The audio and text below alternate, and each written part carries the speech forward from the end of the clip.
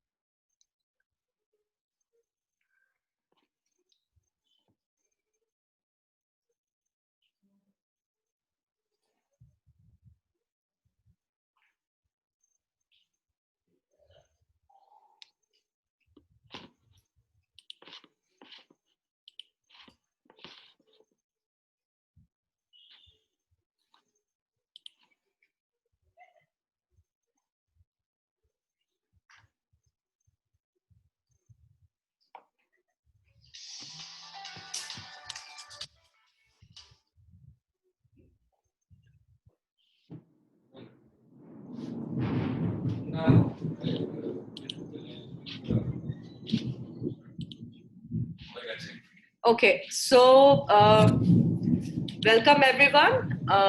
Today we have a very unique breed of scientist who is I'm very actually excited and proud to host her. She is a herpetologist, and very rarely you heard this, and she's actually broken that boundary and a cliche that only herpetologists have to be men. And welcome, Dalia.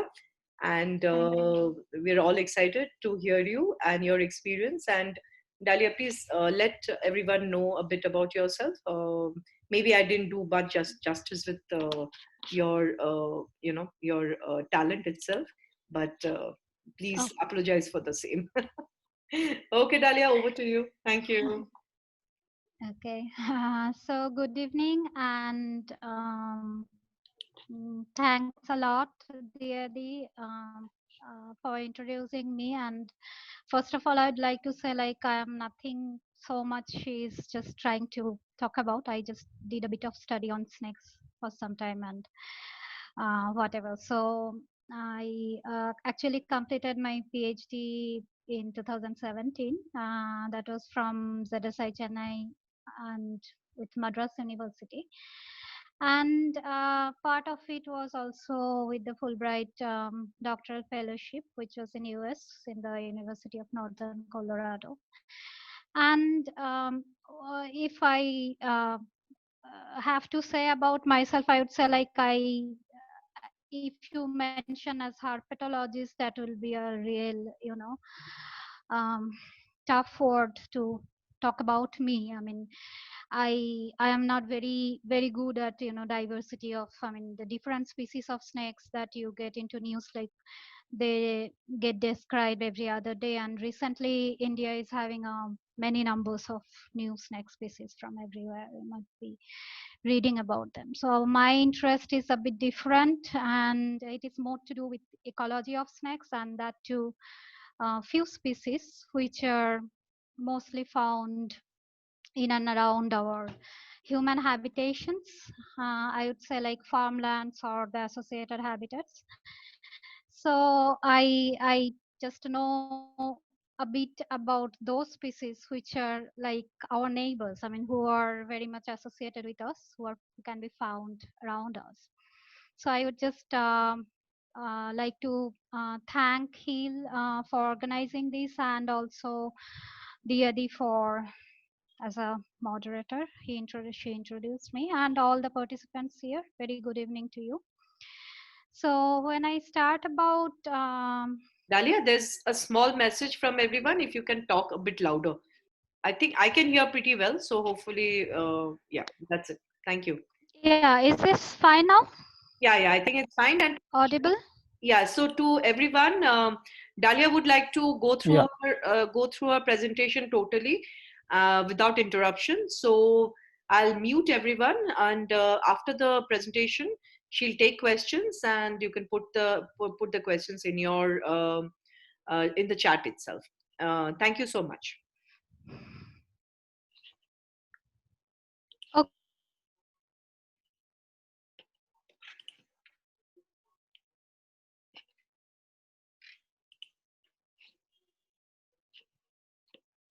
So thanks again, Diyadi. Um, I think I'm audible to all now.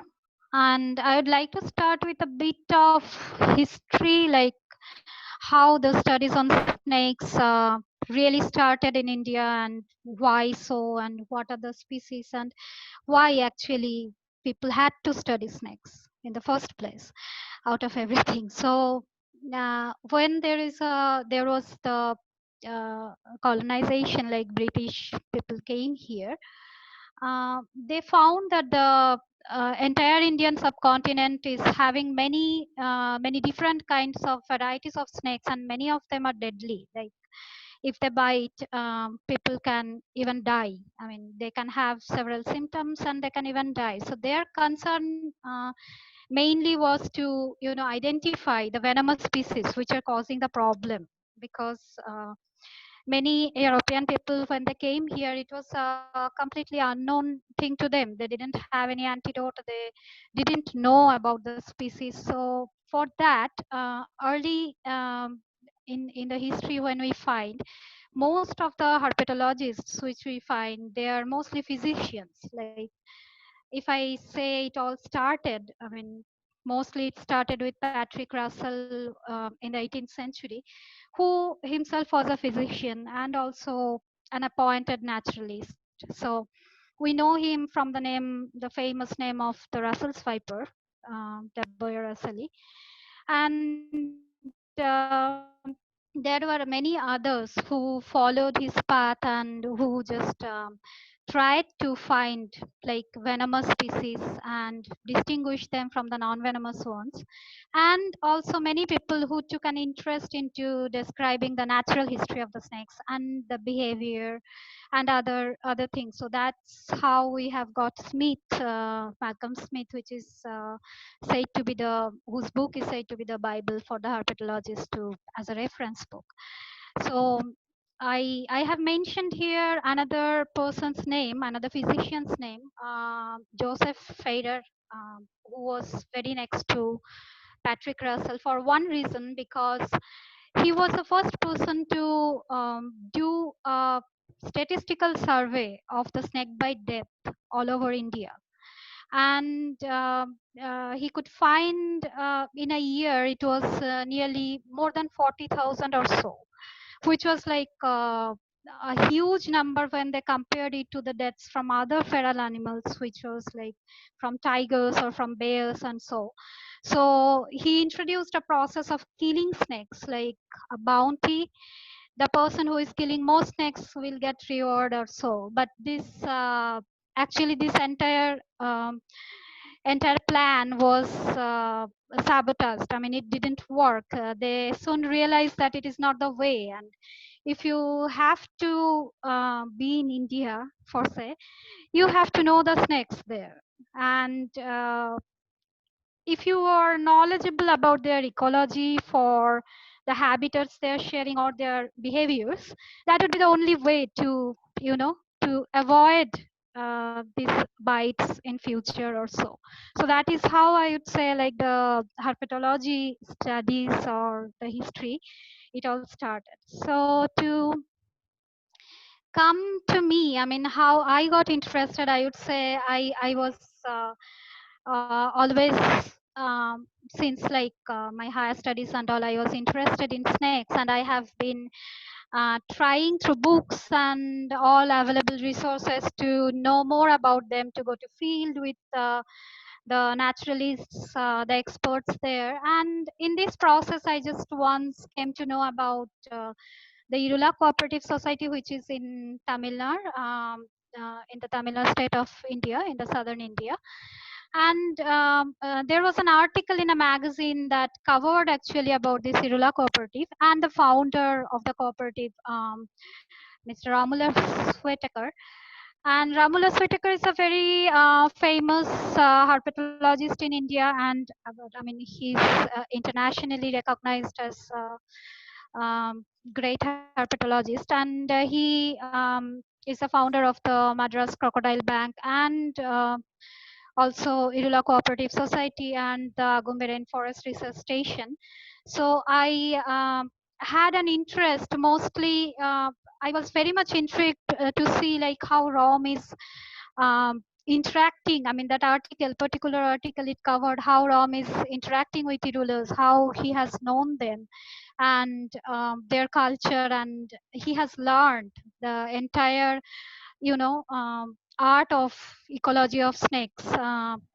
How to trace them, how to hunt them, how to know about their behavior from Irulas. A great deal of his knowledge was from Irulas. It covered like that, and it made me really interested because I really wanted to be with a community like this and know, I mean, in a different way about snakes. That's all I just wanted.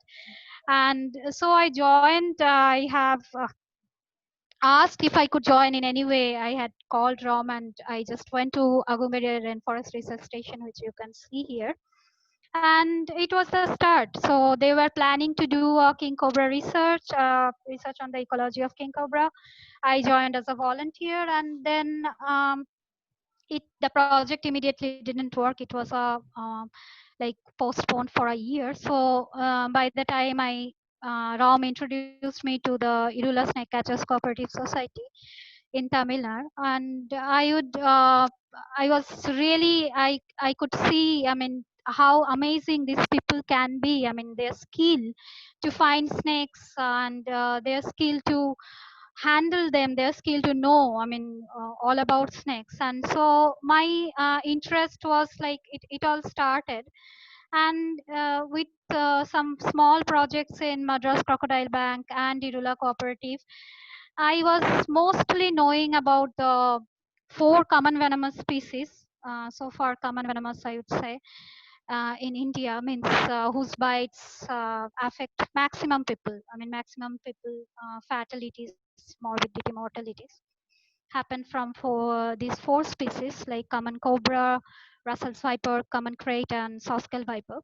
So the Irulas, what they do, they capture these snakes from agricultural fields and the associated habitats, and mark each snake and keep them in the cooperative for extraction. Same time, they do several outreach programs. They educate people about snakes, and they also do venom extraction from this particular four species. And the venom is freeze dried, and then the powder venom is sold to different antivenom producers and research labs and so. After four extractions from each snake, they release back the snakes from where they were captured, and that's done with the supervision of a forest official or more than one forest official. So what I was doing, like, I would just accompany these people, and I would just try to learn about snakes from them. And in this process, I just thought about, it was a research plan that just germinated from here. And also Romulus Whitaker was the first person with whom I discussed like about the research, which actually shaped into a PhD later. And I just wanted to know, I mean, the common venomous species, whatever is available in the farmlands, what are the species? Are there the four snakes we know, or two of them, or the three which are mostly abundant in farmlands? And how they're distributed, what are their requirements, microhabitat, needs, and how they respond to different climate variables or habitat variables also. So the entire PhD work, which continued after this for here in South India for like 3 years. That initial 1 year was spent for a survey, which just helped me to understand, because it was a very novel thing to do in farmland. There was no previous study. I didn't have much references. So it took time to answer the basic questions, what I just mentioned, and also to find methods, suitable method, which can be applied to study snakes. It is very different from getting a rescued snake, or somebody is getting a snake and then study it. It's not like that. You have to find snakes in the wild habitat. So that was kind of challenging. And so the survey was mostly in and around farmlands. And what I would do, I would just record snakes in different times of the day. I mean, my surveys will continue from 6 to afternoon 6, and then again from evening until morning 3. Dalia, So yeah, I'm sorry. You want to put it up in a bigger presentation mode? yeah, I Screen. can. Yeah, full screen.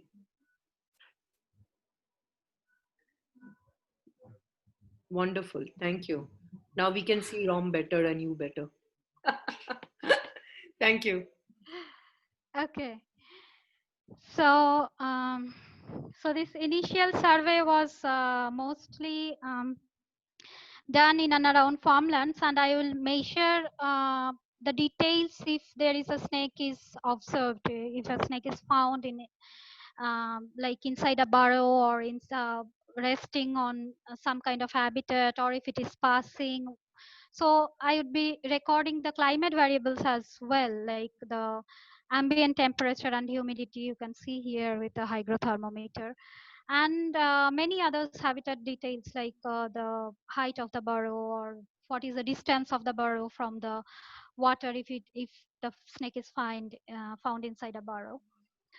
So what I could see from this initial survey, like among the 4 common venomous species, only 3, like common cobra, Russell's viper, and common krait, they shared the habitat in a more sympatric way. Like Roswell viper, I could find only 1 specimen, and that was mostly confined to the arid fields, arid lands, and that was not exactly sympatric to these 3 species. So my research mostly confined to these 3 species, which I would say like commonly found in the farmlands in and around like Kanchipuram district where I worked.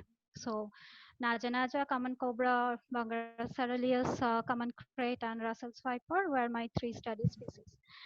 So during this survey, I could find that many questions had to be answered because krait, as you know, common krait, is a completely nocturnal species. So if I do a diurnal study, there would be questions like why I am selecting a nocturnal species that is active at night, and how in morning hours I'm going to work on that. So to answer that, whatever survey results I got, I had run like statistical tests, and I could find there was no significant difference between the snakes, I mean the crates I found during night and during day hours. So and it is found from many literature that the diurnal retreat site for the nocturnal snakes, where they rest in during the day hours, that microhabitat is very important for regulating their, the entire thermoregulation process. So that reflects a lot of their about their fitness, how they're going to perform during night hours. So it seemed quite important to study crates during day hours, though most of the observations were confined to their retreat site, that is like inside burrows or under something. I mean, I couldn't find them in much active during active phases or so, but that was okay because my question was to my interest was to know like what are the types of habitats or microhabitats or subhabitats they share in farmlands. So the study focus was more now after I had like answered some basic questions and there was a survey done. This is a very funny picture actually. Why I have kept it here is this a group of students.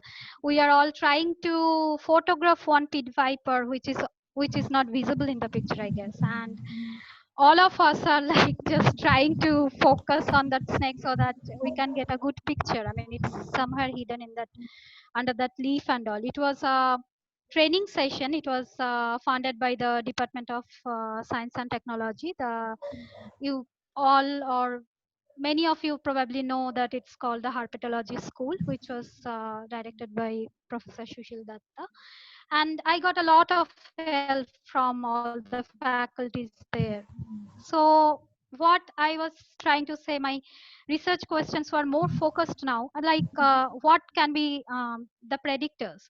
Are there some variables which could predict the occurrence of snakes, venomous snakes in farmlands, like based on some habitat factors or based on some climate factors? Can we say like there will be a venomous snake in the paddy field or not? Is there a probability to see them?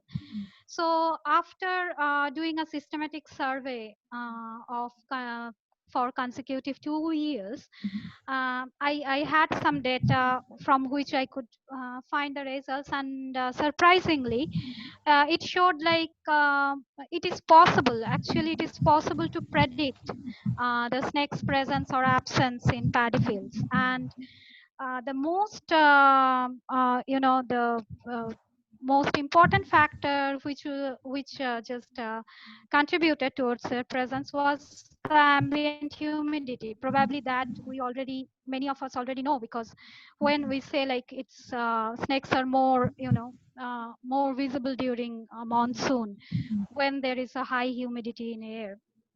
So I could say like within the 67 to 80 percentage of humidity, ambient humidity, more snakes were visible. And by following the methods in field, that was like, now it was surveying or um, like studying in few particular transects, and so walk through the transact monthly once during a particular time, that is morning 6 I will start usually my work, and uh, just maintain the same personnel, the same field personnel while doing the research. Because if we keep changing our, you know we already know one, as a matter of fact, many people, I mean all of us are not having the same sighting skills, so many of us can see or spot a bird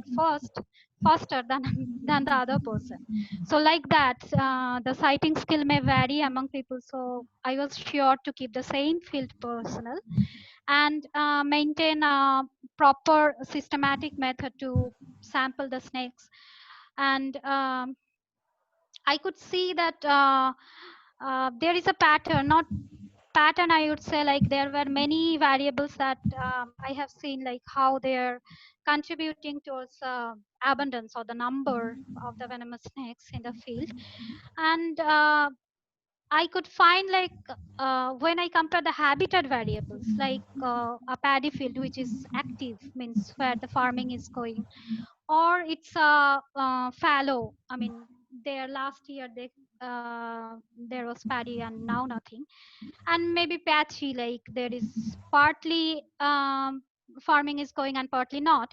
So these are three different kind of habitats I looked into, and sub habitats I would say, like the artificial structures in the paddy fields, like the well tailings, the burns of different heights. If you are familiar, I think most of you are, with the farmlands, there will be high burns, and which is barrier between the water body, like which work as a rainwater harvesting system, and the paddy field. And there are low bunds which separate the each quarter of the paddy fields, like that.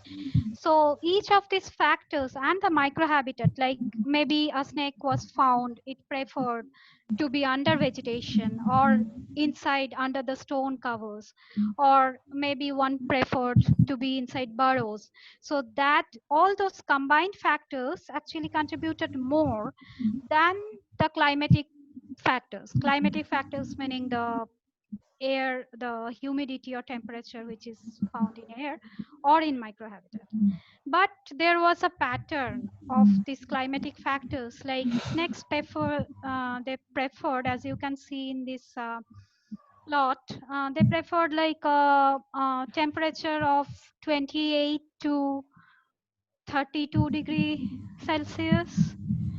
Most of the sightings were within that, and also a humidity which is high, like 62 to 67 percentage of humidity. So if this is the climatic condition, we could expect the number of snakes would be more.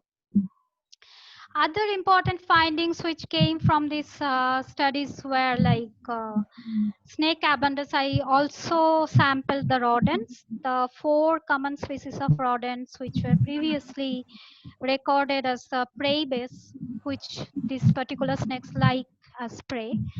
That is Bandicoota bengalensis and Mars Boduga and Miladia melensis and um, Tatara indica. So these four species, I also sampled them in the field and recorded their abundance, and to see like if that is, that is directly correlated with the snake abundance or snake number. I couldn't find, surprisingly, we all know that snakes are the biological control for the rodents. That is true, very true. But I couldn't find any positive correlation, meaning increased or more number of snakes is related to more number of, less number of rodent or something like that. No correlation was found between the abundance of snake and the rodents, and that is probably a bias which happened because it is a short term study. I mean, I studied them for 2 years, and we all know that snakes like to be on a low energy budget. They don't feed often, so they feed very occasionally. And rodents are like very fertile. I mean, their reproductive rate is very high, and if we study them in a very small quarter of time, it is very unlikely that the numerical factors will be reflected in your study. So what we need in this case was a very long term observation. If we repeated the same study over the years again and again, probably we could find a pattern, which is very important. And I would say, I mean, that to take me to the other part or the last part of my PhD research work, that was on a long term study. And I am interested, very much interested, to see how the population um, of snakes, they how they respond over a longer period, because then many factors uh, become very clear, like their physiological attributes, what we don't know, or in other ways, or this say for example prey predator relation, which was not clear from this study. For those we need long term studies, which is a scarcity. I mean, we don't get to do it much in India so far, I guess, because many factors involved, like permits and so, and also funding. And from these studies, what I could find, another interesting thing from, I also recorded the abundance of the non-venomous snakes when I could see them. It was all done by visual encounter. So uh, what I could say, like the abundance of non-venomous snakes in the same study area and the venomous snake, if we take a ratio, that is like 4.6 is to 1, say 5 is to 1. So that gives us an idea of like what we can expect in our surroundings, like what would be the ratio of the non-venomous versus venomous snakes. So it is always like more non-venomous species and very few venomous species what we find around us. So this interest of mine into the long-term research took me to US. On my Fulbright, I visited the University of Northern Colorado, where I studied a specific population of prairie rattlesnakes, that is Crotalus viridis viridis. And this ongoing study was there since 2002. That is like I visited it in 2011. So already there were years when the study was going on, and I wanted to see how we can get certain answers from this research question. And this particular rattlesnake species, you can see it is a viperate species, like one of my study species in India, like Dalia. And also this is the most abundant species in US, most abundant rattlesnake species in the US, which you can find in farmland associated habitat. The same my study area in Colorado was also in a farmland associated habitat. And Professor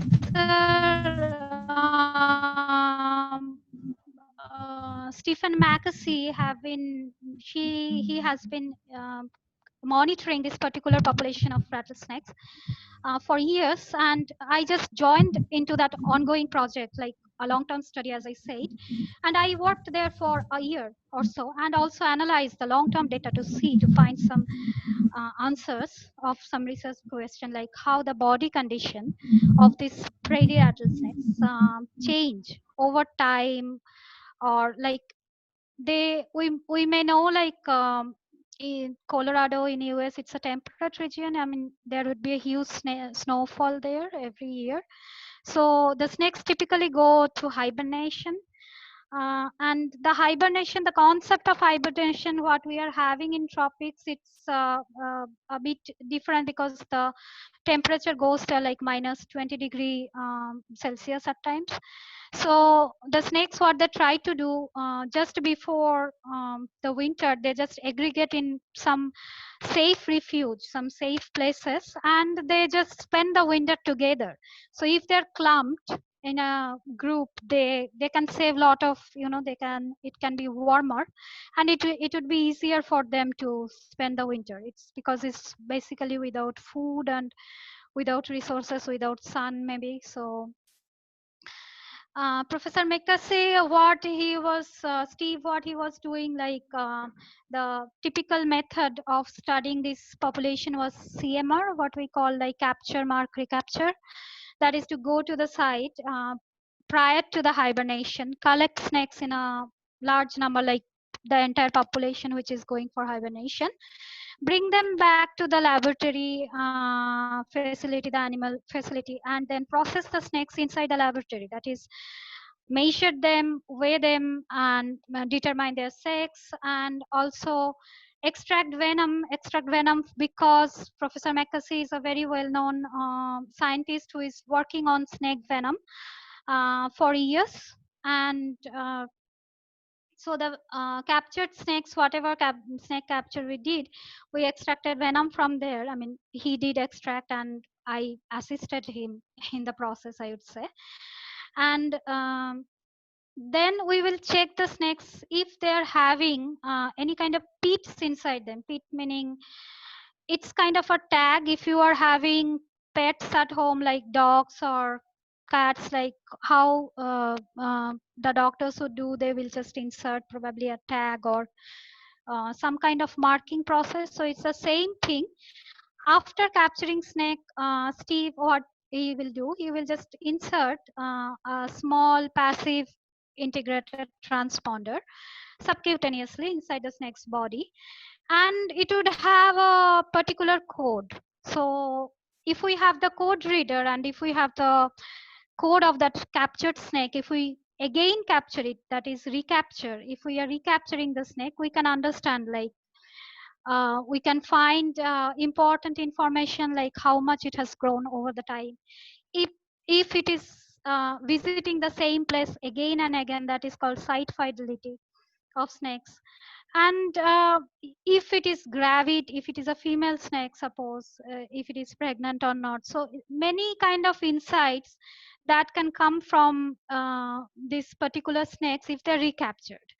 So that is why. And also we can avoid the bias, the possible bias of pseudo replication of snakes. Suppose I have captured one particular specimen, and I am not counting that same specimen again.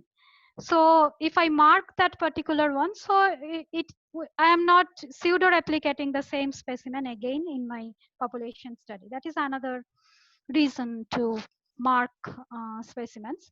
So we will check the snakes if there is any recapture with a tag reader. And if not, then we will mark the snake and release it back to the place, exact same place where from it was captured. So by doing this study over the years, some important findings what we could find, like we could see, was that body condition, like body condition is an index, I would say, that is mass adjusted for the snout vent length, meaning the weight of the snake, the in grams, that adjusted with the length of the snake.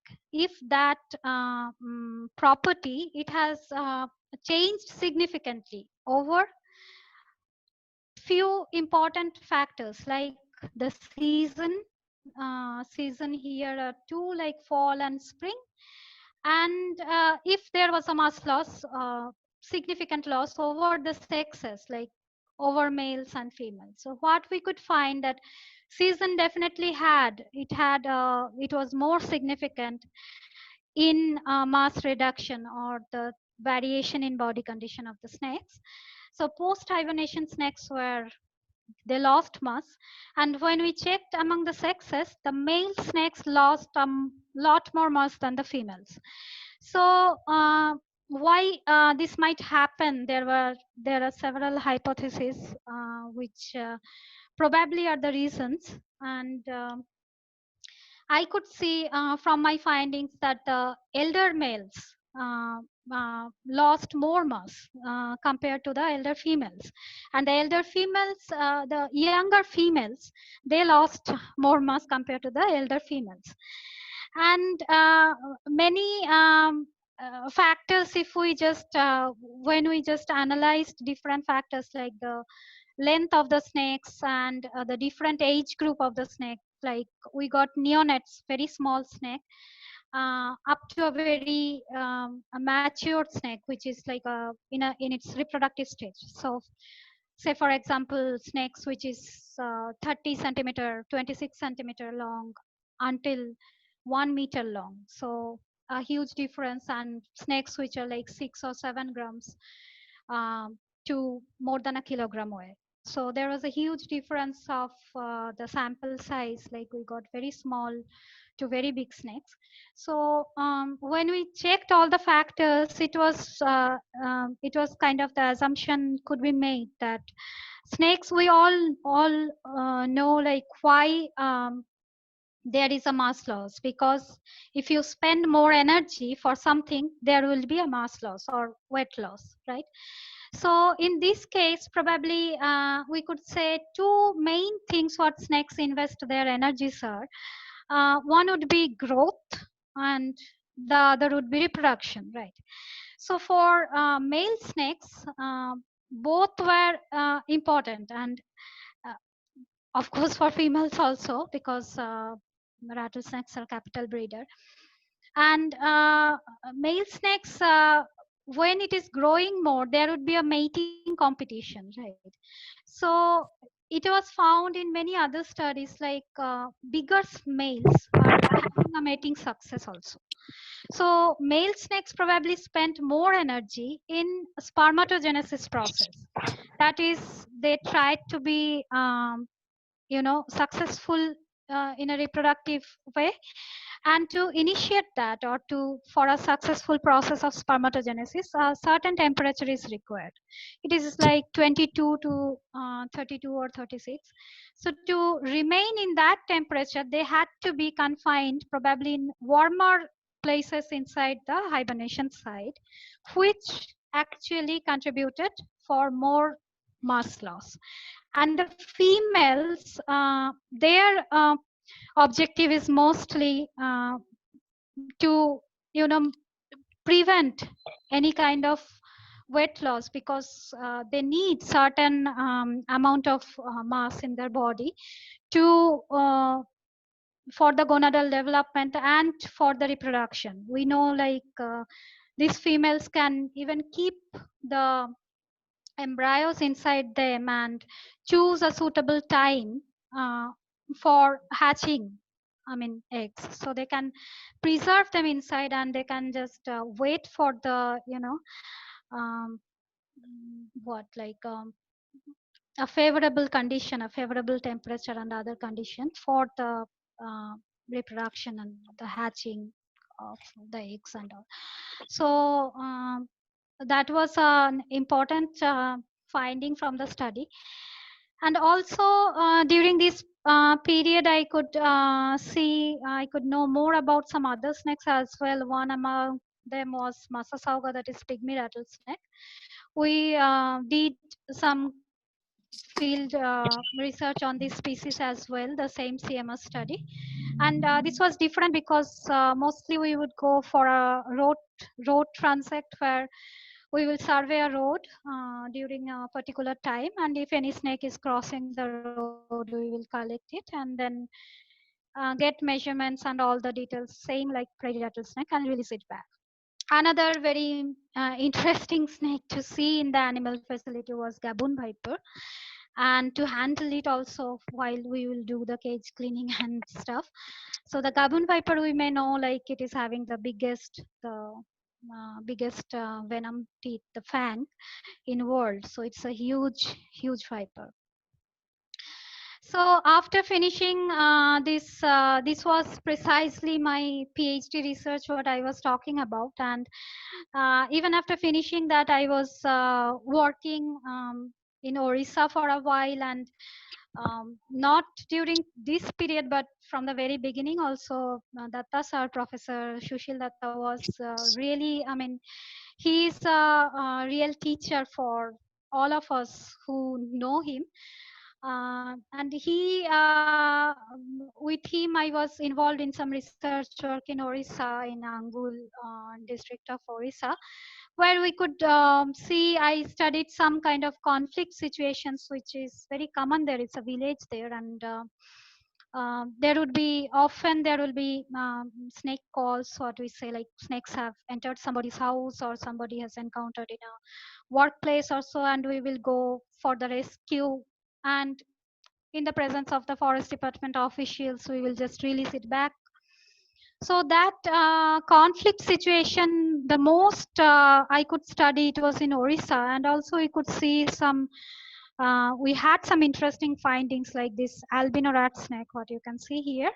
It's the first. It was the first record of a rat snake, albino rat snake in India. It was actually found by a rescue group of people, and the person who found it was Bipla Mahapatra, and he brought it to the place where we were working, and we went through this specimen and did all the studies, and we could confirm that it was actually a subadult albino rat snake, and as a matter of fact, it was the first record in India. So if I just want to come out a bit of my research and all these serious talks and all, I would just, if there are people around I know who are probably not from the discipline and who just know snakes in, you know, in their own ways. And to snakes, when we mention, there would be myths, right? Myths are there all over the world about snakes, and it's probably, I mean, maximum found myths, I mean, about any animal in the whole world, because one reason that snakes are very hardly seen, like they're kind of elusive in nature, they would be hidden somewhere and you can't easily see them, but suddenly there would be a bite and it might be a deadly bite. And that probably has over the time incurred that fear among people. And also there are studies, the evolutionary studies that have shown like primates, we can see like they react. um, Primates react when they see snakes, like these macaques, they just react when they see it.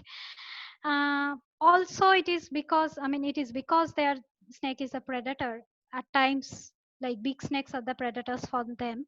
And maybe for another reason, that there is a evolutionary connection. I mean, it has been happening over the time for a long, I mean, many years. I mean, when humans just originated, we know like snakes came a lot earlier than humans. So when humans arrived here, snakes were already there, and they are huge snakes there, like titanoboa or something like that.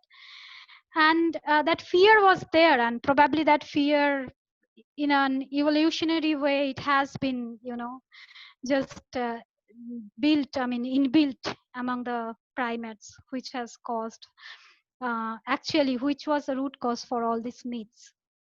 So few myths are like beyond boundaries. You can find them over the different states in India and even anywhere in the world. Like snakes will come back to, you know, take revenge if you are hurting its companion. That is one. Or maybe in India, it is a very famous belief that snakes drink milk or eat banana. Like snakes are worshipped in many places. And many believe like rat snakes are the male counterpart of the female cobra. So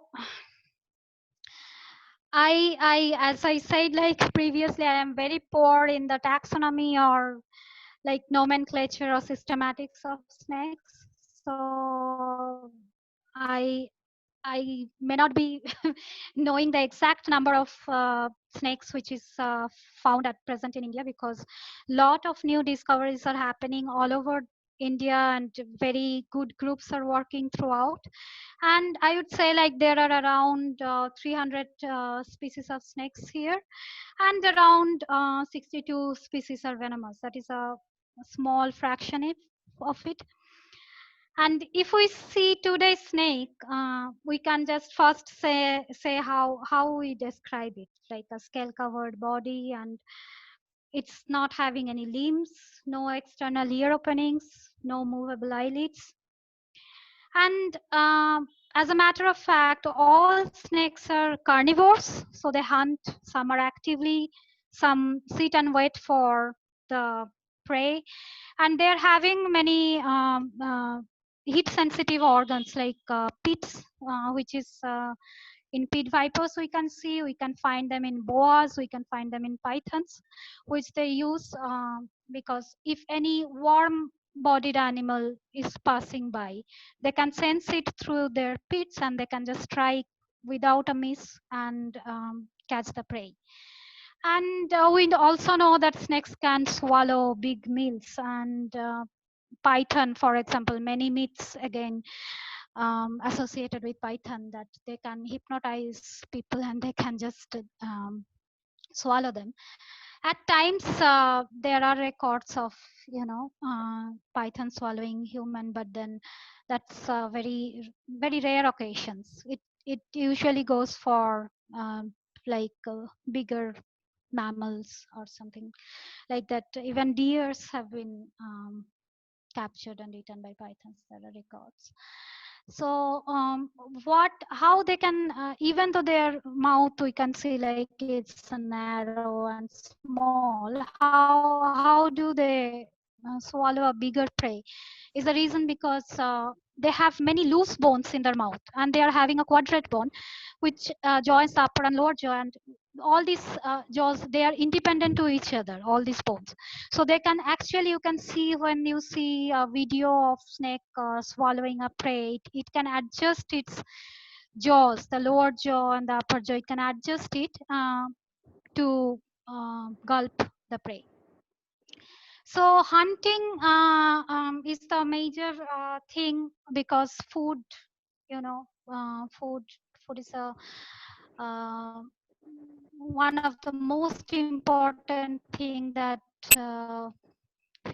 that just determine the habits or the distribution of behavior of snake. But is food everything for snakes? We know that snakes are ectothermic, so temperature is also very important for the fitness of the snakes.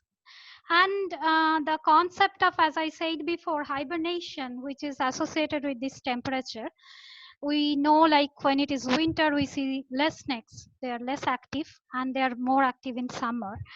Though in tropical India, like in the warmer places, most Indian places in India, I would say like hibernation it doesn't happen in the way it happens in temperate regions, where it's a huge phenomenon, because there will be snowfall and months of no availability to food or any kind of resources.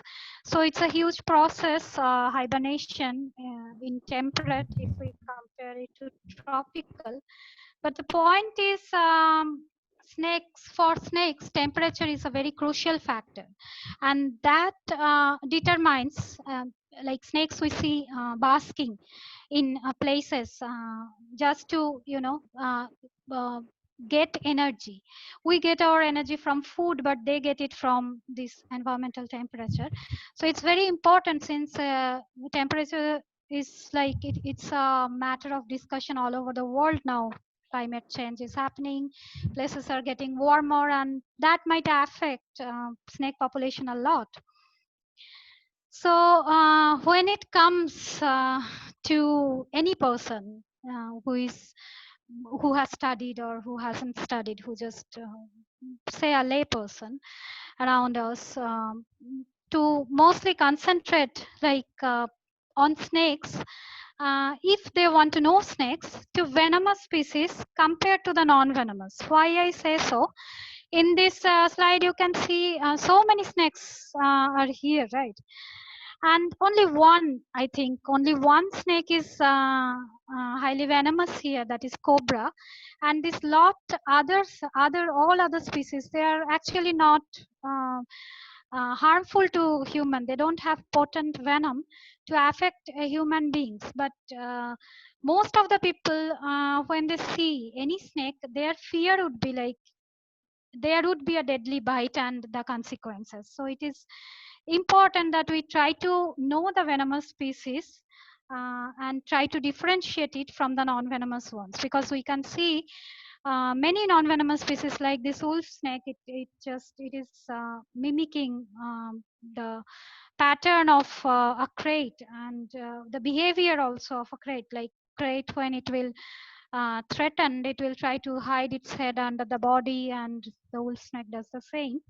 So, or the Russell's viper here with a sandboa, it mistakes happen often. I mean, there are reports also where people have been confused with these two, and they have just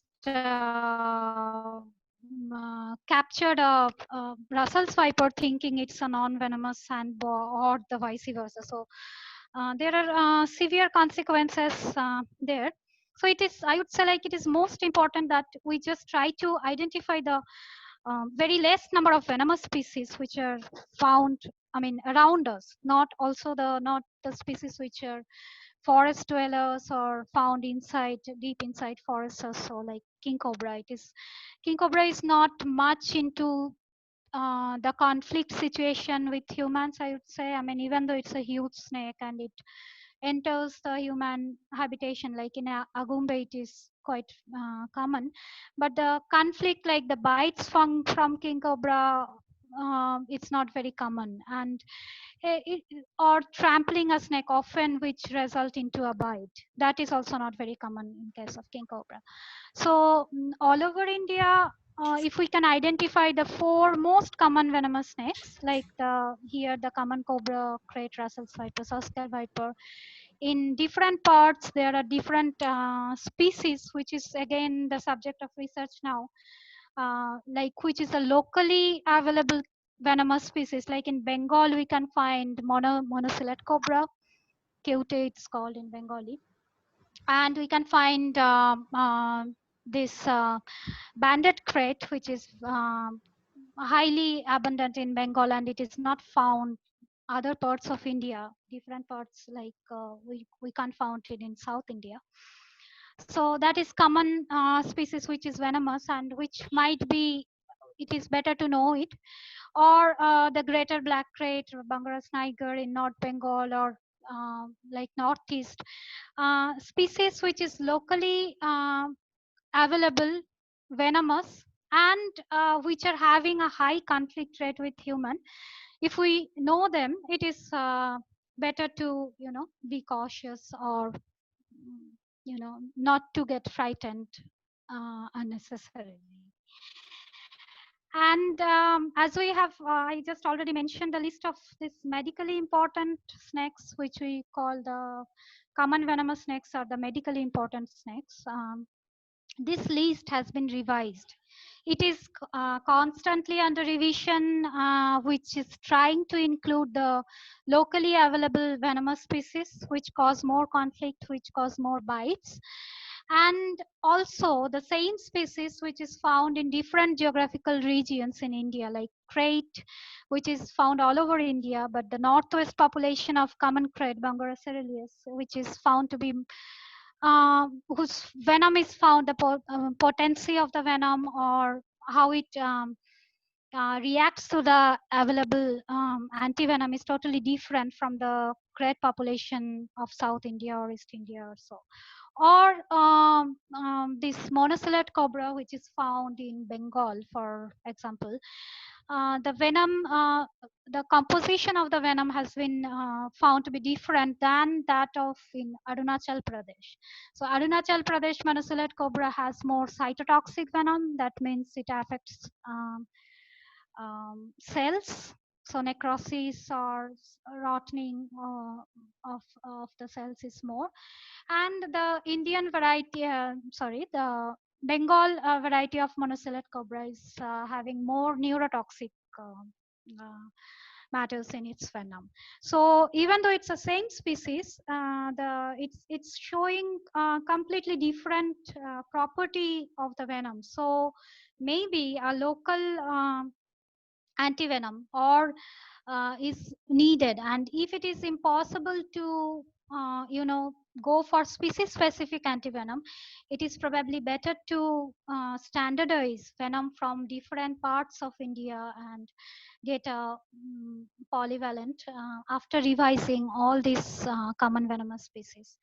So these are few species which are under consideration for a more potent antivenom in India. You can see like Naja cautia and also Bungarus fasciatus, even Sin's crate, that is Bungarus cindernus, and subpopulation of subspecies of Echis carinatus surgibureki, which is found in Rajasthan. So these are the species which have been venom has been extracted from all these species recently, and studies are being conducted, and they have shown very unique properties in their venom, and that is a reason why there is a proposal like there should be a revised antivenom which is good to deal with venom from all these snakes. So when I was saying like there, if we know the venomous ones, it is enough, because we can be, we can protect ourselves from we won't go near to them, and we would avoid any kind of interaction, if at all, with this species. So what I was probably trying to say, like snakes actually don't attack anybody, right? And they don't, I mean, over my experiences of years and all, what I have seen, you can see it was an instance while doing field work. There was a cobra which we had observed, and it had just passed. I was just taking some notes, and it has just passed under my feet, under my leg. It was just there, and since I didn't move, I mean, we know like snakes are very much vibration sensitive, and if we don't move it, there is a very less chance of getting bitten. And so what I am trying to say, like snakes actually don't attack anybody, but then why there are snake bites? And so most cases I would say it is the reason because people, us, we are missing the behavior of the snake, like and also sometimes it's a huge professional hazard, like the farmers, the agriculture practitioners who work in the field. um, it's almost like the same place where all the venomous species I was studying, they also coexist. And when the crops are like in a matured state, it's very difficult to see if there is something underneath. So when they're going for harvest or when they're going for any other work, there are many cases where they have accidentally trampled on snakes and it has bitten them. So mostly what happens, if there is a vibration, the snakes usually try to flee. But if the conflicts happen because they sometimes enter human habitat for temperature, I mean, for getting a better temperature. Say it is colder outside, and inside a kitchen in a village it is very nice and cozy and warm, so they would prefer to go there. And the villager doesn't know anything about, I mean, so both are innocent here. And he puts his hand inside the you know this for firewood or some kind of cooking or something, and then there is a bite. The snake is frightened and the person doesn't know. So that is the reason why mostly the bites happen.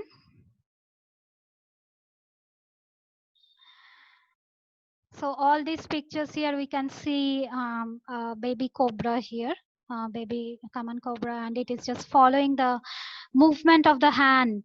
Um, the hand we can see in picture, the movement of the hand, and it is just following that. Even though there are several people surrounding it, it is just it is just not minding any of it. It is just following the movement because all others are uh, not creating any vibration. So that is the process which is opted by the snake charmers. You can see they would, when they are playing the flute, they would constantly move it so that the snake, follows that movement and just. So there are some preventive methods which we can follow to avoid the conflict, this kind of confrontation with venomous species in case they're there. So we have to be careful while putting our hands in places, carrying lights at night, and don't try to avoid quick movement. And if there is a snake in a close quarter, and try to avoid, if you are not familiar, most cases many are not familiar, try to avoid catching or killing a snake, because your intention is probably kill a snake for your own safety, but you don't know how swift it is to deliver a bite.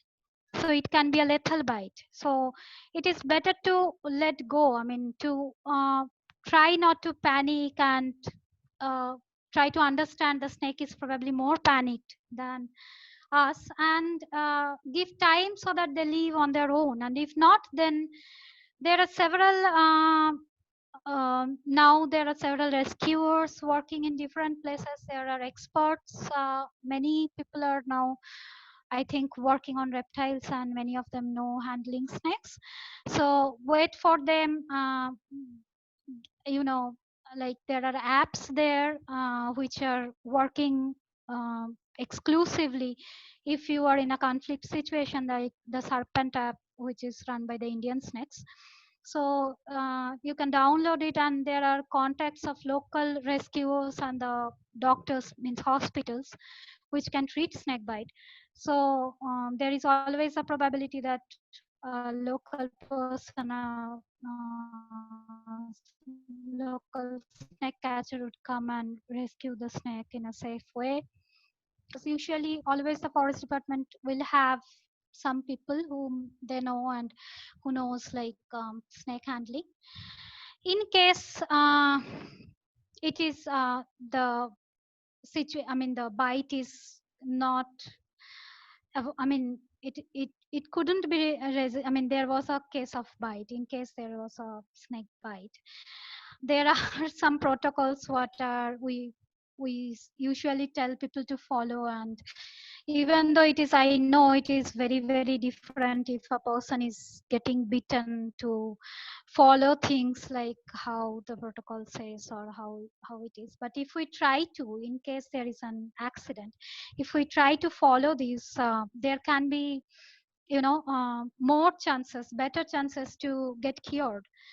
So most of these venomous snakes which I showed will, after the bite, there would be a certain time when the venom would get mixed into the blood circulation, and the effects like pain, which is which will start usually from local pain and then swelling. And in case of hemotoxic bites, like venom, like bites from Brussels viper, bleeding occurs through all the openings of the body, also from the bite area, quite naturally. And the property in the venom doesn't let the blood clot, so it constantly flows. And so that is one symptom. And also there are pain in abdomen which often happens from crate bite. In villages and all, it is like crates are, since they're nocturnal and they bite people usually when they're sleeping, and they are having very small fang. Venom teeth is very small, so it is very hard to immediately recognize a crate bite. But people in morning when they are waking up, usually they will have some kind of paralyzed feeling, because crate is having some neurotoxic properties in venom. And also it has been seen like there would be certain pain in abdomen. That's also evident in crate bites. There can be drowsiness because of the neurotoxic property which would affect the nervous system. And drooping eyelids, tissue rot or necrosis, local tissue rot. We have seen pictures, probably horrible pictures of snakes with severe necrosis, like local tissue rot, and there is a wound, open wound, which is horrible to see, which happens in case of snake bite. But I would say, like, even though it is really severe, it can be treated, and eventually the patient can be, restored into normalcy, even though there is a severe necrosis happening, like this one. This was a victim whom we recorded in Orissa, and who was bitten by a cobra, a common cobra, at during night. And there were delay for him to be hospitalized because there were local healers and lots of dilemma in the family. And so when, by the time when he went to hospital, it was like morning, and several hours have passed, and it was a huge necrosis. I mean, it was a huge wound in his area of bite, that remained for days. But this is, the picture is after constant treatment, after, of course, antivenom serum was injected immediate, as in immediate treatment, and then usage of antibiotics. And so, and this picture is after many days, actually month, more than a month. He was returning to normalcy, and you can see it is healing. So it is, even though a venom is very dangerous, it can be treated. So these are some do's and don'ts, what we probably already see a lot. uh, so don't panic in case of a bite. Try to keep calm, because as much the panic, that much the blood circulation increases, and that causes faster movement of the venom in the blood circulation, which is dangerous. Again, the same reason why, if there is alcohol in the system, there is a chance of getting infected faster, because the venom flows faster if a person is under the influence of alcohol. And it's best if there is a person who is bitten um, to keep him in a resting condition, like in a on a stretcher or so, if possible. And if not, at least try to carry him or her in a bike or any kind of vehicle to the nearest health center, which will usually be equipped with antivenom. And also, the same time, it is important to inquire with the local health centers that they are actually keeping this life-saving drug. It is the most important, I mean, thing to inquire. All the primary health centers, they're supposed to keep this stock of antivenom, and it is better to inquire with them that they are having enough stock to treat, bites. And many previous processes, like washing the like not washing, I would say, like the put a suction, some kind of crepe bandage around the uh, bitten area, or like cleaning it with some kind of solution or a snake stone. And all these processes are nowadays, I mean, snake stone, of course, is not a scientific way, but even to do a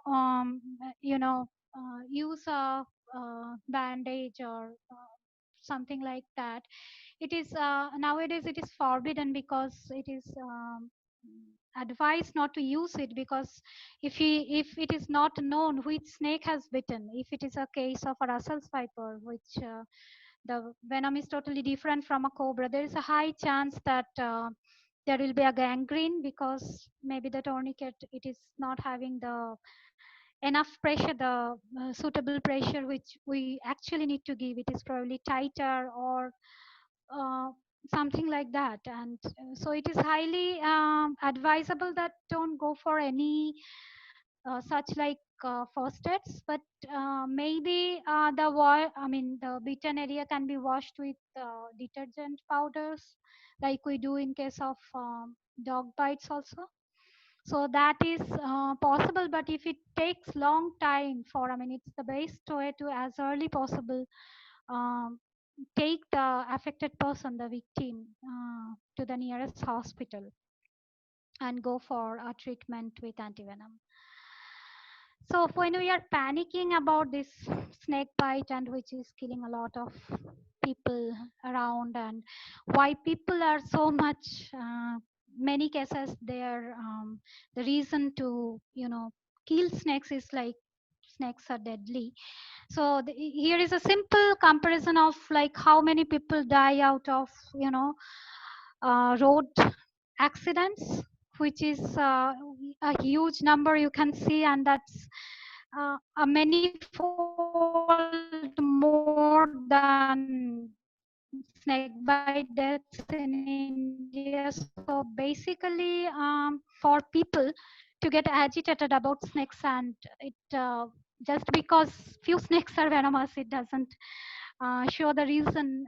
It's not reason enough to kill, or to be, um, to just kill snakes or something like that.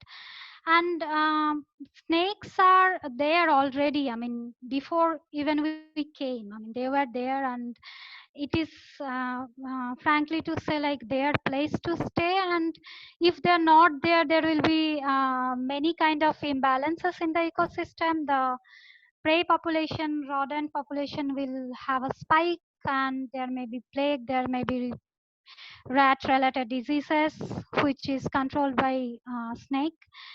And many important medicines are made from snake venom, like painkillers, and uh, also the cancer, anti-cancer drugs are made from snake venom. They're testing the usage of it to heal cancer.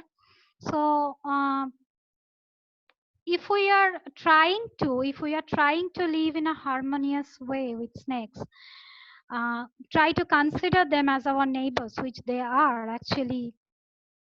So as we can see, it's a village in West Bengal, and it's a village in West Bengal where the people, they're living with these highly venomous monocellular cobras in their villages for years. I mean, they just worship this particular species as their goddess, the incarnation of the goddess Manasa.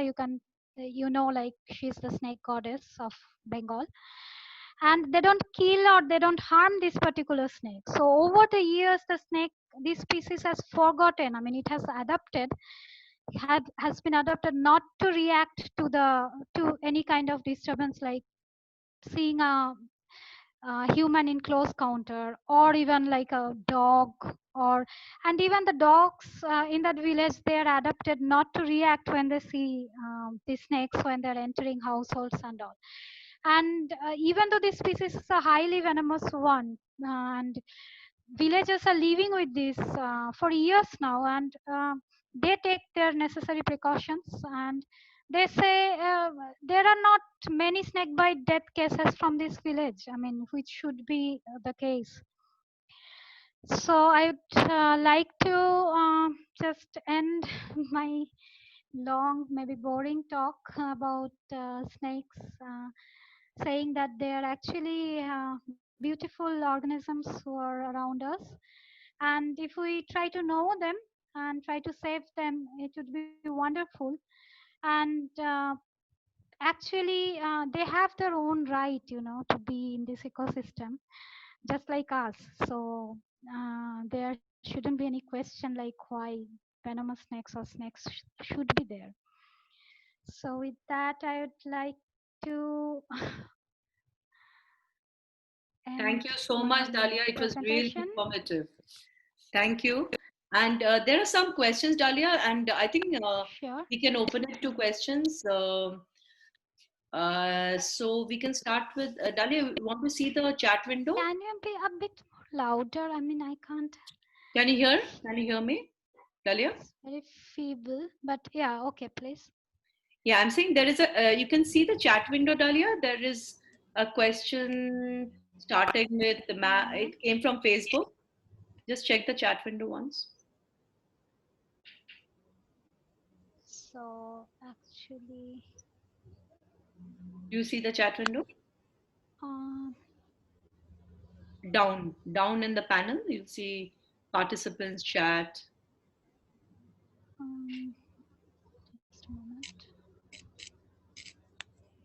You can meanwhile, if just let me know the Okay. questions. So Dalia, the question which came from through Facebook is, ma'am, since you work with snakes of US, can you please explain what impact is African rock pythons and Burmese python have on the population of Native American species?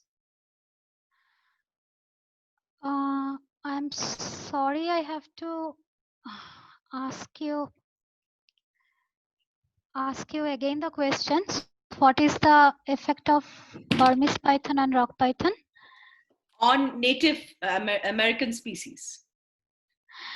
Okay. Yeah, it is it is the same like any invasive species, any alien invasive species that cause to the native species. Um, Florida in US is having a lot of problem with it because Question answer theory. one reason is Florida is the port of through which many animals, many species actually enter US, and there is a pet trade there. And unlike India, it is legal in places in US to keep a pet, to keep a snake as a pet, absolutely. And what happens is people they just adopt a pet like a Burmese python when it's small, and when it grows big and bigger and bigger, they're just frightened and they just release it in the wild habitat, anywhere in the surroundings. And definitely it's not a native species. Since it's not a native species, it causes lots of adverse effects on the local population. So on the local prey, on the local other predators. So it's a huge problem. They're trying to control it. uh, like any invasive species, we try to control. um, I would like to say that. So yeah. Dalia, the next question is how to convince villagers not to kill snakes. I'm sorry. I can't see the chat window. If you can little bit help me to. Um, Dalia, can you see your panel at the bottom where you have the participants chat? Can you stop your sharing? Maybe that will be easier for you to see them. Stop share. Okay. Okay. Okay. Yeah. Now you can see. Okay. Yeah. There is a chat window and there are questions. Yeah. Okay. So we are with this one someone. I don't know. I'm sure your name is different, but here you're called 1+70. So we'll start with him. Yeah. Okay. So there is a question like higher number of snakes were visible in rainy season with high humidity. Was it because their burrows were filled with water, or maybe the burrows of the natural prey were also filled, which increase the chance of their predation, hence availability of prey? Well, I would like to answer this as when I mention higher humidity, it is uh, often it is related to monsoon when you see waterlogging or flooding or so. But where I studied, like in case of farmlands, it is man-made too. Higher humidity is often related to man-made actions, like the paddy fields are often flooded, and people actually control the humidity there. So many factors which cause higher humidity can maybe related to higher snake abundance or detection of more snake species. Of course, the burrows are flooded when it is waterlogged. What you have asked, of course, the burrows are flooded, and the snakes are who are burrow dwellers. They're looking for other retreats, and uh, that results in more surface activity. I mean, if they could be confined inside burrows, there would be a less chance of seeing them, and the surface activity, if it is more, there are more chance of detecting them.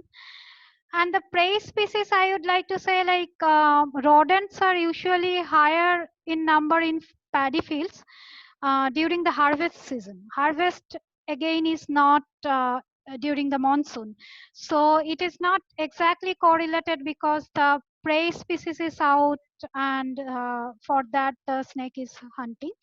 I'd like to say it is giving less resource option to them. They are not getting enough food.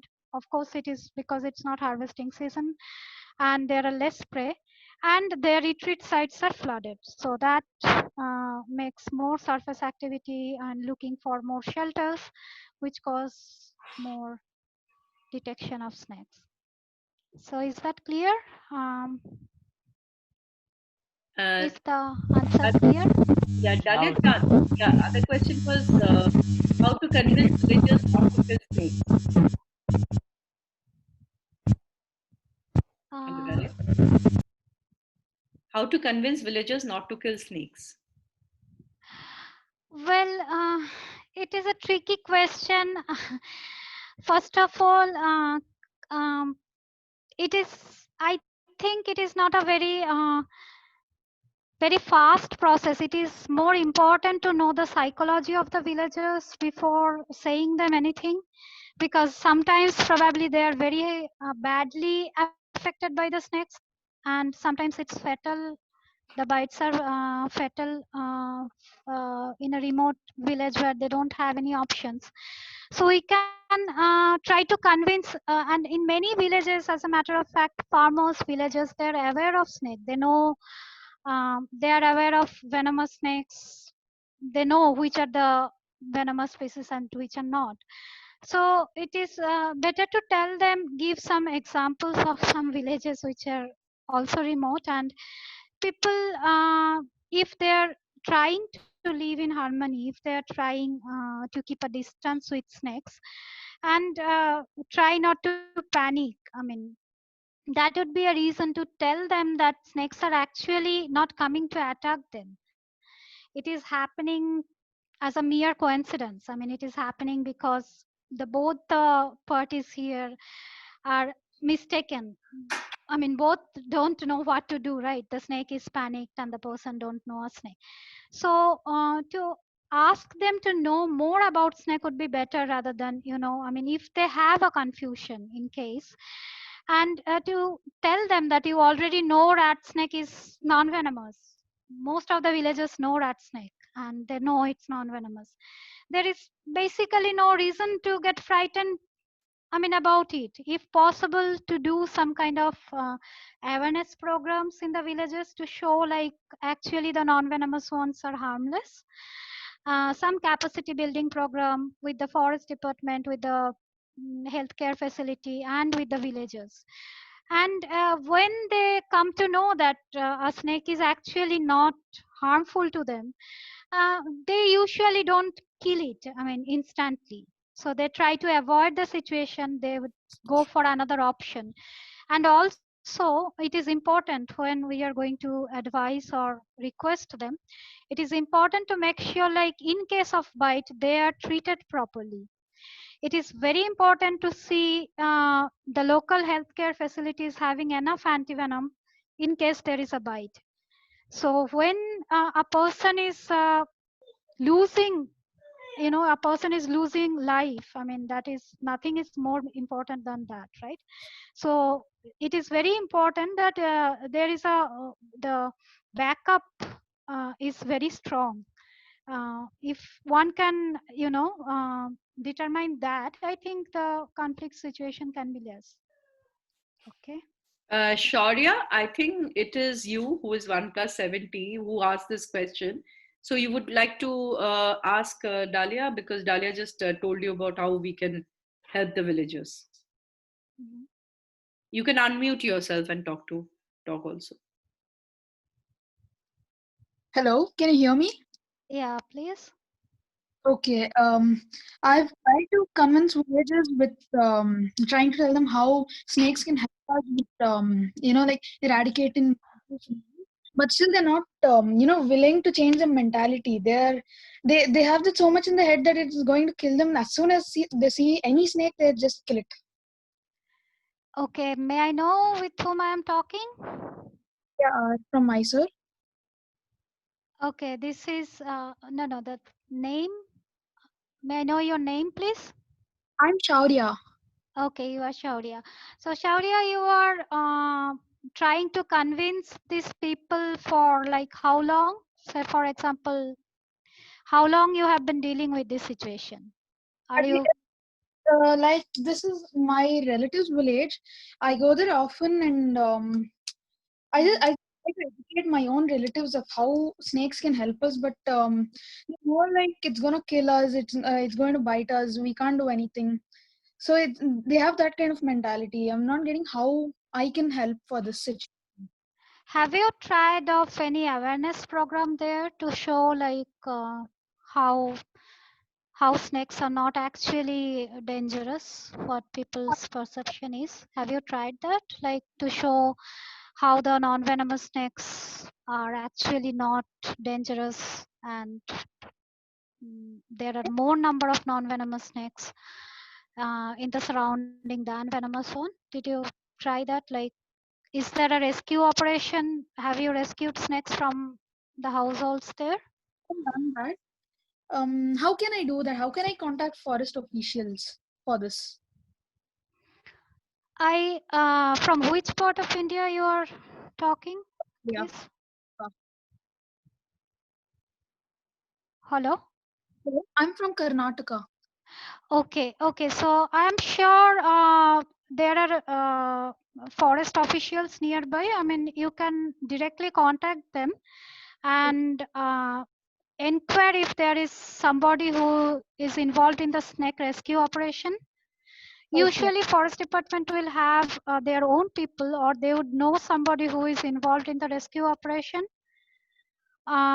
You can opt for that. I mean, directly go for the nearest forest department, the forest office, and inquire with them. This is the situation, and they would. I am sure they would come to some help, and they would find some rescuer, local rescuer, who can really save the snake and do some kind of awareness program as well. So, have you tried that? No, I haven't. I will try it soon. Yeah, it would be better. And the app what I mentioned that you can try, which is Indian Snakes is have launched that serpent app. That Yes. will give you probably an idea like who are the locally available rescuers who can help you. That would also probably be useful. Yeah, Thank you so much for clearing my doubt. welcome. Next.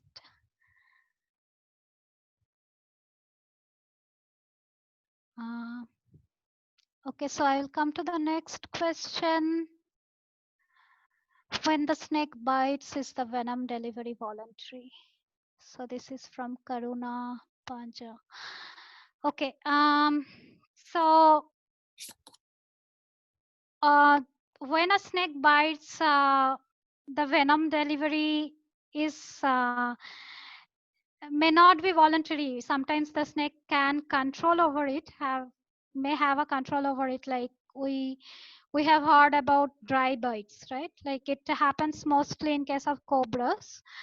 Cobras are having a huge display of food and all. So they what they do is like they try to scare the person or whoever is, whatever is there first.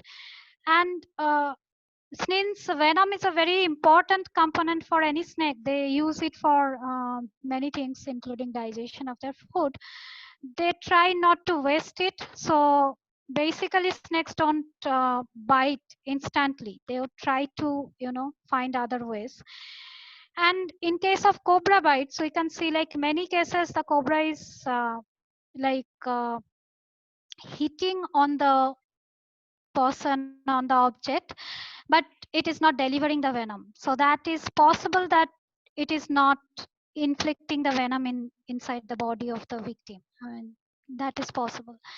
But in case of snakes like which are having teeth like hypodermic syringe, in case of Russell's viper, very big teeth, and in case of cobra, the venom just drops through the fang. It doesn't come like a syringe uh, kind of option which is having, which Russell's viper is having. So since it drops through the fang, there is sometimes chance of missing the venom to get inside the system.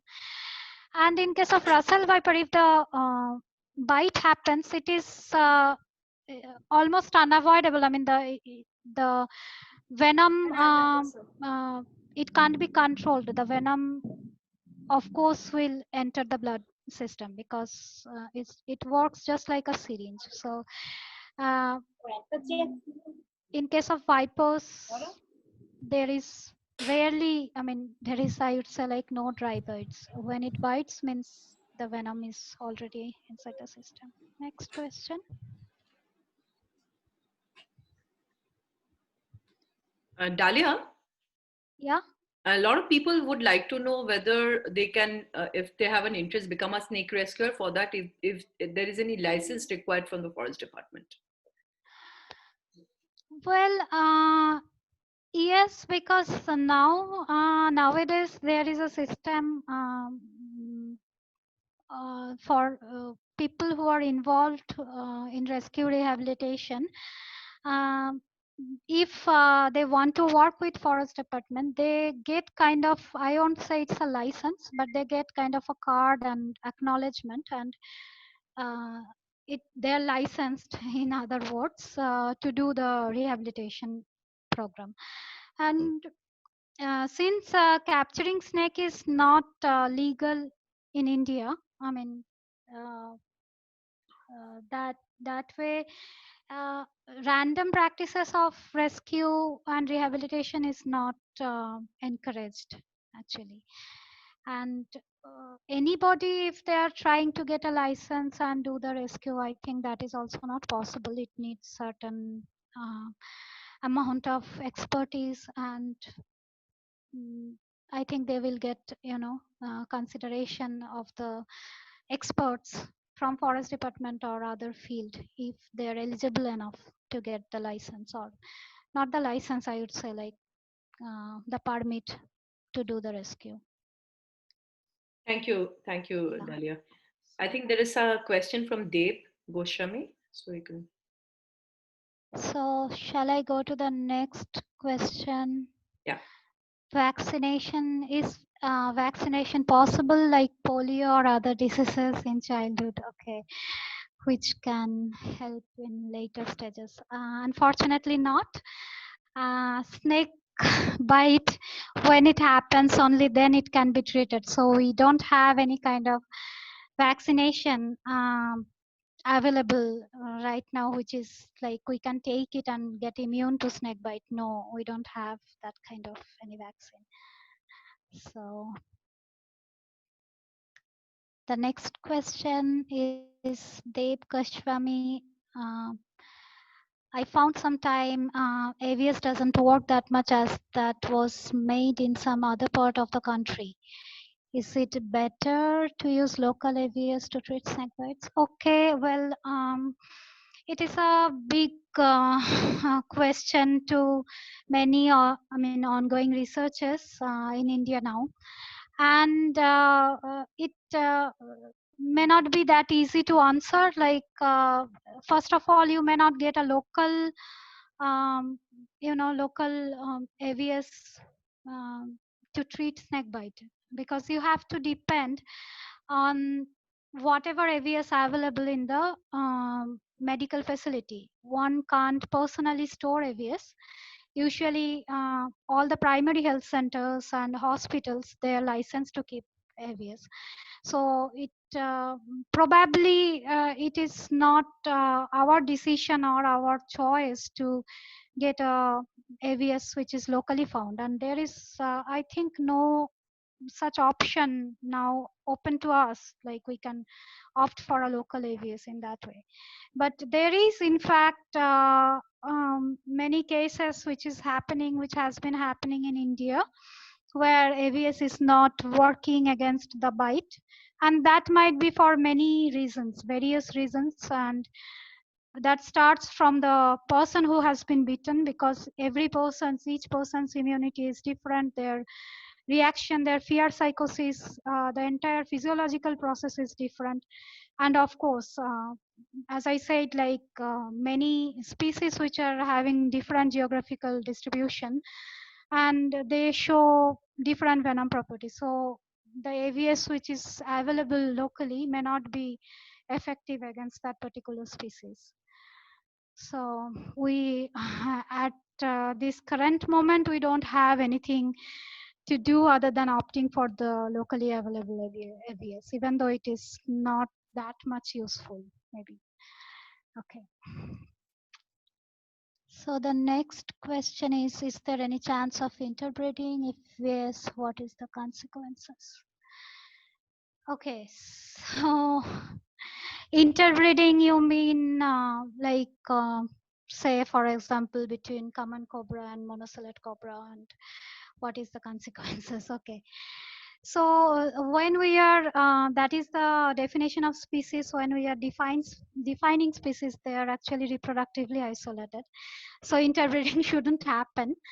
And consequences, so that is also out of question, since interbreeding, we are discarding the chance of interbreeding because it's different species.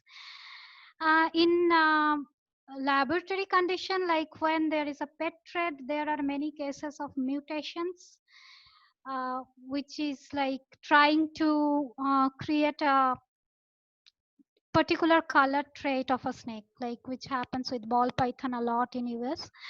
That is possible, like if you genetically modify the structure of a snake, a particular species, you can control that phenotype, like how it would look.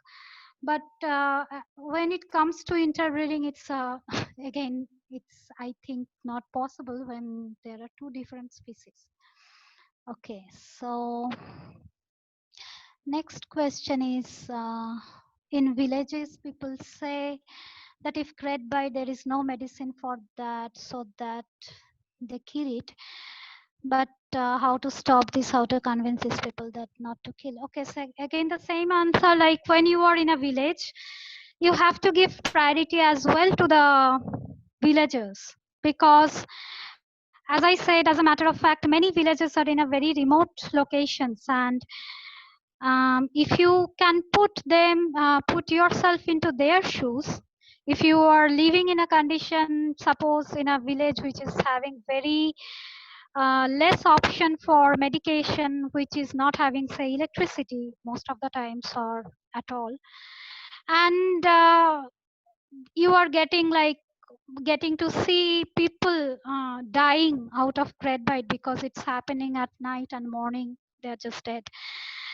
It is very difficult to convince them. So you have to be very considerate about the villagers first. So if you can I think it works many times if you can equalize with them, if you can just feel or realize from which kind of fear or pain they are killing the snake, it makes it easier to understand. So long term, as I said, like unless it's long term, you have to keep doing it. I mean, it takes probably years to convince one single person.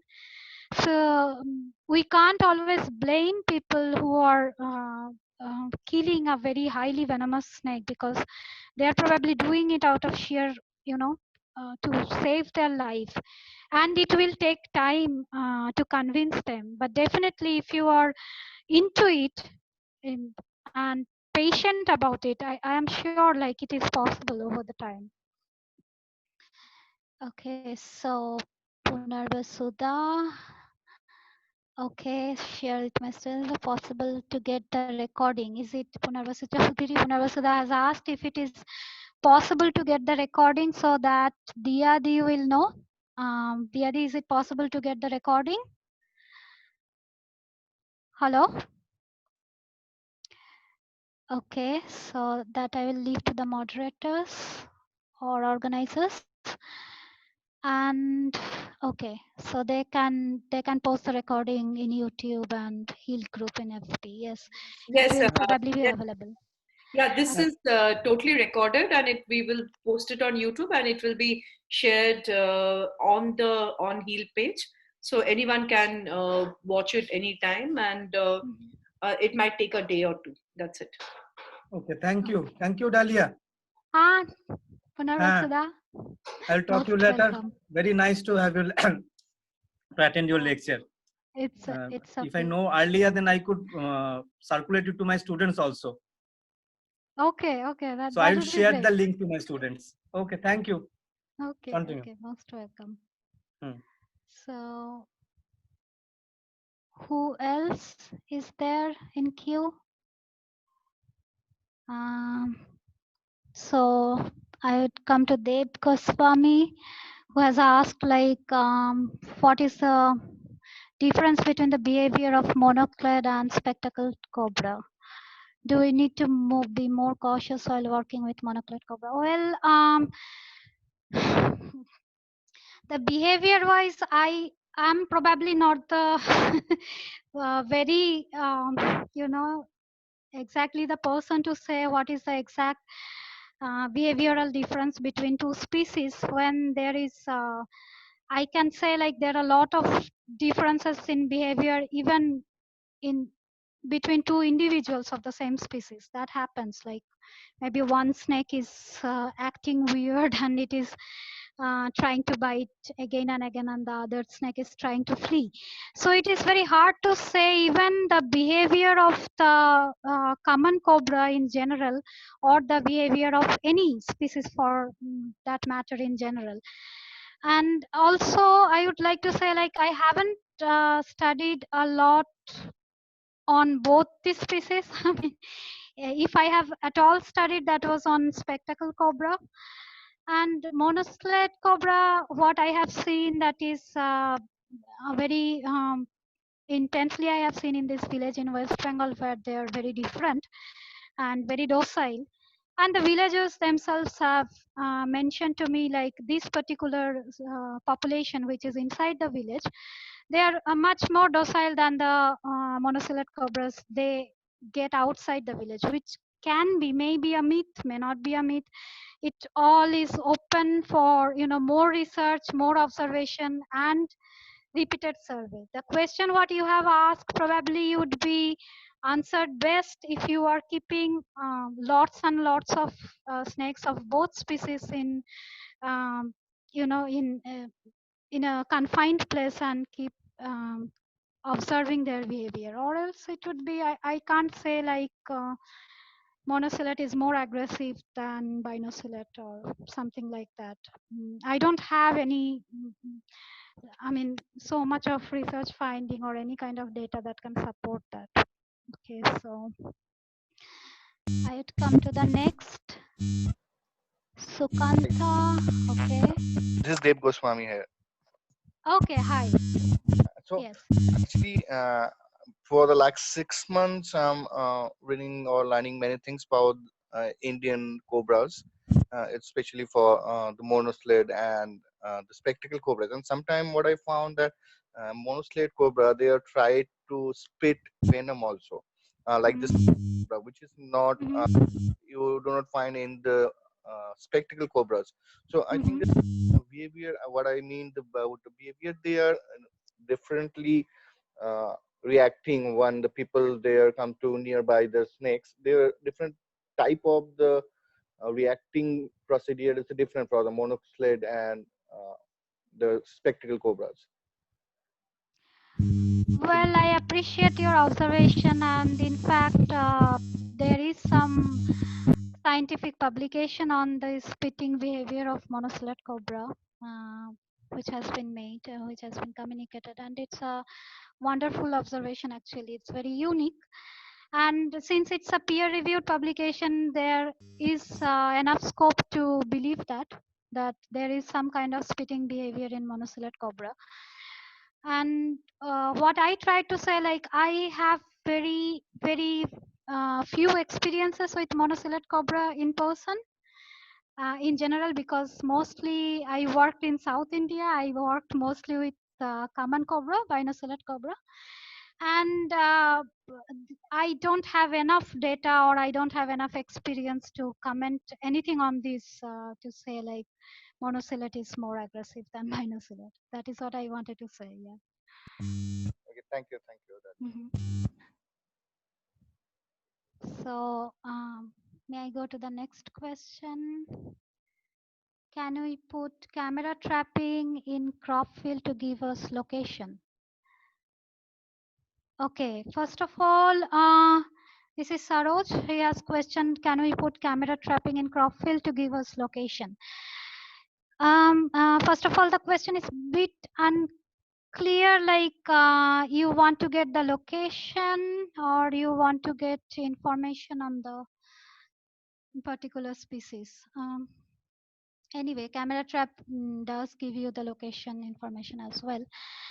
So I would like to say camera trapping is very successful has been quite successful for many animals, many organisms under study, and especially it's been successful for species which can be easily captured by the cameras, like bigger ones, I would say leopard, tiger, or like elephants, something like that, which can be easily trapped in camera, fishing cat, for example, mammals mostly. But if you want to study snake, I mean, I don't understand exactly what is the objective of putting camera trap here. But if you want to study snake, then camera trap is probably not a good option, because snakes, as you may know, they're ground dwellers, or they're mostly, even if they're arboreal, I mean, it is kind of, it's hard to capture them through constant camera trapping, because they won't visit area for salt licking constantly. They won't repeat their actions like the mammals do, or something like that. So I don't think, and in crop field for the next uh, matter, crop field is a very what to say, like complicated location to do even studies, because we have to remember that it is not under the jurisdiction of forest department. It is somebody's personal property, where they have every right to control the activity of anybody who wants to study.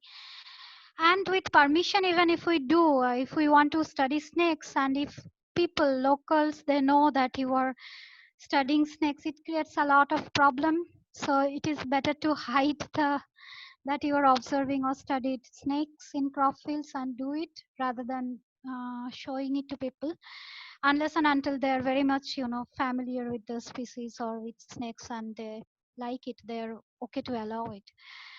So I would say, as a method, camera trapping is not very successful. I haven't read about any studies, or haven't heard about any study that is doing camera trapping in crop field. Maybe if we put some kind of cameras inside burrows, like pythons they do in Bharatpur, there are studies. If we put camera there, where the snakes are using a burrow over a time, they're staying there, I mean, they're living there, that might give some data how they're using that habitat. But in a random for random observations in other cases, I don't think it is a good option. Okay. So next question. No other question, I think. No other question. Anyone else has any question for Dalia? You can unmute and ask her. Hello. Yeah, we can't hear you properly. Hello, we can't hear you properly. Humidity as Indian rock python habitat. We can't hear you properly. Dalia, could you hear her? Him? I can't hear. No, we could not hear. Sorry, your name flashes as Oppo. We can't hear you. If they can type the message also, it's fine. Yeah, you can type the message. We can't hear you. Okay, I type it. Yeah. Okay, hello. Hello, madam. And he's frozen, so. What's your name, please? Devashish Buddha. Yeah, Devashish. Can you be more clear? I mean, can you speak louder? Because yeah, it's very faint. Indian rock python habitat how many temperature and humidity has need? Dalia, did you I hear that? can't hear. Okay, I chat that. Yeah. Okay. Okay. Hmm. You can probably just type it and I start answering you because it's all broken and. Yeah, I only could gather about Okay. Indian rock python. So any other questions? Anybody want to ask a question can type in the chat box.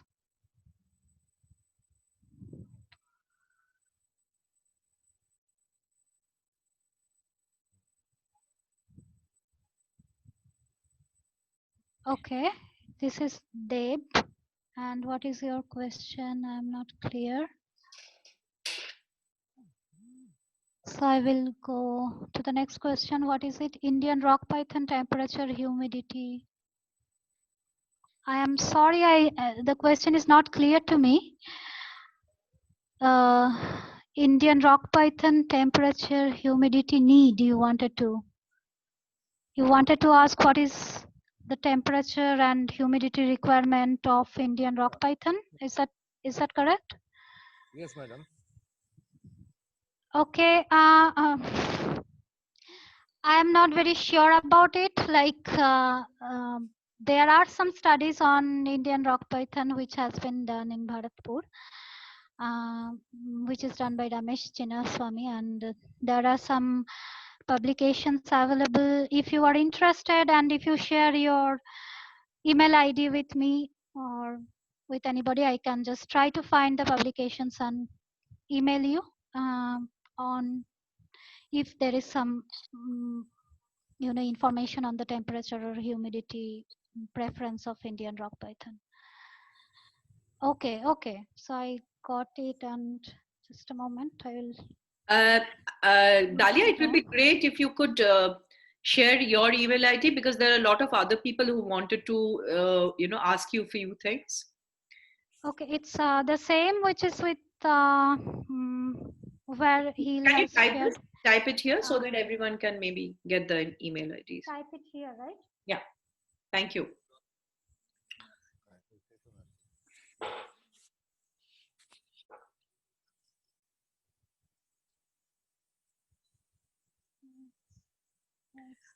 Dave, you can get the support of Forest Department or any snake rescue organization or NGOs. There are a lot of them around, in fact.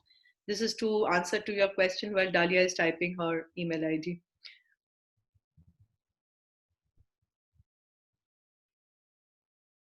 So why it's not getting posted, I don't know. You want to type it here, Dalia, on the chat box? Yes, so I have typed it and I am unable to post it. Probably I'm not. Just just enter and see. Just press enter. Yeah, that's what I'm doing. I'm keeping on doing, but it's just not. getting posted. So it's daliasakon@gmail. You can type it for me. Yeah, I will do that. Tell me, Dalia. Dalia?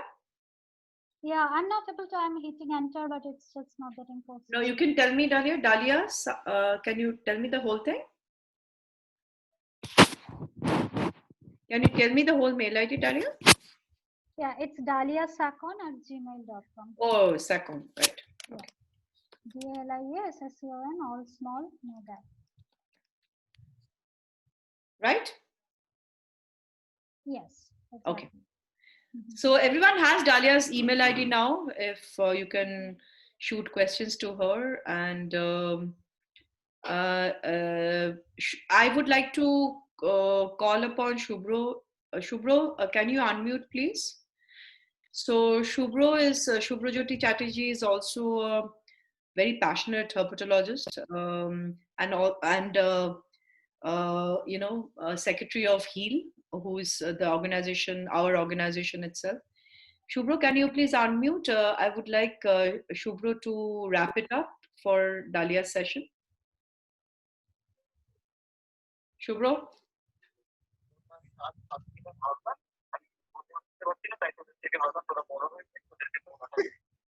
Hello, Shubhro? There?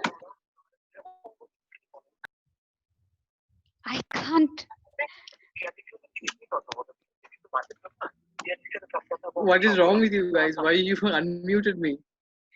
No, Shubhro. So can you wrap off Dalia's session? I think she's done. Yeah. Hi, Shubhro. Hey, Dalia, how are you? Hi. Good. How are you? I'm fantastic. Fine. Thank you. So, okay. Are we wrapping up, or do you have any other questions to address? I think just one question has been shot by this Dave Goswami, who has asked that he wants to run a people's awareness program, and do I get any support from government on the same? I have contacted several times with forest department, didn't get any response. So I think Shubhro will be the better person to I was just about to get say back. so I would hand over it to him. So Deb, are you where are you placed? Are you in Kolkata? Can you please unmute yourself and? Yeah. Hi. This is Dev. Actually, currently I'm staying in Hyderabad, but I have a plan to come back to Kolkata in next month. So I want to start a program and a people awareness program on the rural side of the Bengal, where we can find more snakes than the Kolkata city. Okay, so since you're in Hyderabad, the only thing I can say is it used to be my ex-city. What you can do is, I think you can get in touch with the Friends of Snakes guys. They are amazing. They still do very good work. And in Calcutta, you can get in touch with Heel and Shubhro out here. So he does a lot of snake rescues himself. I will definitely contact with Shubhro once I come back, and once the lockdown ends and I able to come to the Kolkata, definitely I will get back to you guys. Thank you so much for your help. Thank you. Anyone else? While Shubhro, please take over and.